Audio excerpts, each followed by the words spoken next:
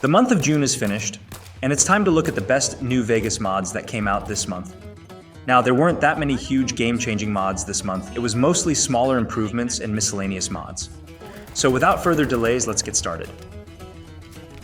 Combat Shotgun and Friends adds a combat shotgun into the game with 2 unique variants and 3 modifications. This thing is really satisfying to use with punchy sound effects and great animations. I really like these types of expressive animations that might not be the most realistic, but are a visual treat. The weapon model is very high quality too. The 2 unique variants include a more broken down version of the shotgun called the Terrible Shotgun and one with a weird looking camo. The modifications are great too as they completely transform the shotgun into something else. I heavily recommend this mod to any weapon mod enthusiast. Up next is Rosa, a former member of the Fiends. She is meant to be a companion for evil Karma players as she is a crazy maniac, but even if you do good deeds while having her, it doesn't matter. The voice actor did a great job of giving her this savage personality. And I want a motorbike that spits fire out of the exhaust. But that's not happening. Come on, gringo. At least make it worth my while. Although you can't talk to her about her personal life, you can ask her about her thoughts about current situations anytime you want. She also reacts to various player choices and in-game events. Functionality-wise, she is fine, and in combat, she is decent too. Now, the mod page said there are multiple quests for her, but other than the introductory quest, I couldn't really trigger any of them. Coming from the same author, we have Adam. You can find him near Good Spring Source. He is a bit more unique than Rosa as he is a glowing ghoul companion. Almost all glowing ghouls are feral, so having a glowing ghoul that still has his conscience is definitely something. There's a small backstory to it, which is explored in his personal dialogue. I like him more than Rosa as there's a bit of mystery to him. He also has a unique functionality which lets him place campfires anywhere on the map. Sandy Roads is a mod that improves the roads of the Mojave. There are 3 presets. The Mojave Roads version is a mix of sandy and normal roads. So most roads in the Mojave are sandy, but civilized places have clean roads. Then there's a version which makes all the roads sandy and a version that makes all the roads clean. This mod also adds parallax mapping to the roads, so there's more depth in them. This mod also adds support for real-time reflections mod, but I don't recommend it as it makes the road look too shiny and feels like someone washed the whole road with oil. Owen's submachine gun is also a unique weapon. Now, I do know these types of guns appear in games like Battlefield or Call of Duty, but as I don't play those games, this is the first time of me using this weapon. The weapon is very fun to use with great sounds, and a great sight too. This weapon also has well-made custom animations so you can use it in third person too.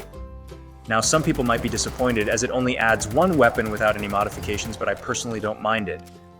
Special FX Impact Teaser is kind of a demo version of a bigger mod, but what we see from the demo is really great. This mod adds high-quality impact effects for a lot of surfaces in the game. As you can see, these are so much better in quality than the vanilla ones. I just hope the full version releases soon. Then that will become a permanent addition to my load order. Grave of the Stranger adds 3 new outfits with a few masks and helmets in the game. Now, these are not mind-blowing or anything, but I like them because they are kind of a mashup between different armor which fits into the Wasteland quite well. This armor is the best example as it has a Legion mask with Power Armor arm mashed together with the Ranger combat armor. This armor actually reminds me of Kevin 11 from Ben 10 for some reason. Functional Backpack is not like any other backpack mod in Nexus.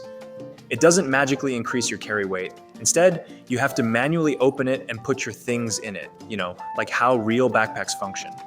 Visually, the backpack looks great with small details and noticeable wear in the material. It kind of reminds me of the Last of Us backpack. You can also find a note from the previous owner of the backpack which reveals the location of some modifications. These let you access a portable workbench, reloading bench, and a campfire. This mod also has support for a lot of other mods, which is great too. It is also very customizable with lots of settings in the mod configuration menu. Physically based vehicles retexture all vehicles in the game. These textures are very, very high quality and look great. It not only covers normal cars, but also bikes, carts, trailers, and even trains. Now, one thing I like to point out is how clean these textures look. They do look destroyed, but still look very clean and scratchless. The trailers are better in that regard. Anyway, for those of you who use lots of high-quality texture mods, this one is right up your alley. Miss Galtron reimagines Assaultrons in the style of classic Fallout. This means making them look a bit more human by giving them eyes and mouth, but this also makes them look really creepy. Most of the Assaultrons can be found in many faction areas, but some of them can be found in the middle of nowhere too. These are mostly hostile and meant to jump scare you. I also like the new attack they do. It does a decent amount of damage to the player and also looks cool. The only thing I would like to see in the future is giving them custom voices. Next are 3 mods by the same author. All of these are pretty similar as they expand on many quests and dialogue with the help of AI voice. The first one is Goodsprings Quest Expansions. This mod adds 3 new quests in Goodsprings. The quests aren't anything special, but the mini-stories are pretty amusing. The second one is Outpost Quest Expansions. This adds 2 quests. The first one is just a goofy quest that involves killing a bird, defecating the statue in the Mojave Outpost. The second one, though, is a serious quest and adds a bit more context to the Nipton attack. And the last one is role-playing dialogue additions. This adds 100+ new interactions based on your skills. I like all 3 of them and hope he makes more mods like this in the future.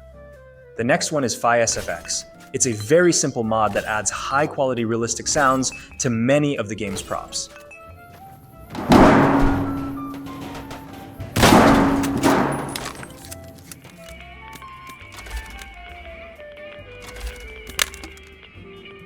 Right now it only covers a handful of things, but I hope in the future he can turn this mod into a bigger project.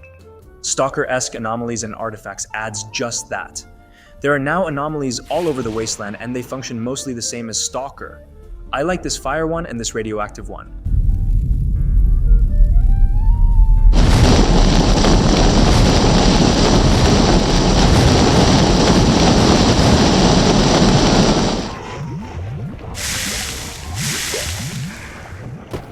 Also, who can forget the most iconic anomaly, although it doesn't pull you towards it like in the Stalker games, which kinda makes it less of a problem.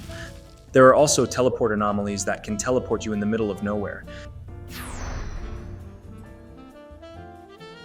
This mod also adds artifacts from the Stalker games, but for the love of me, I walked around the entire wasteland for an hour and couldn't find a single one.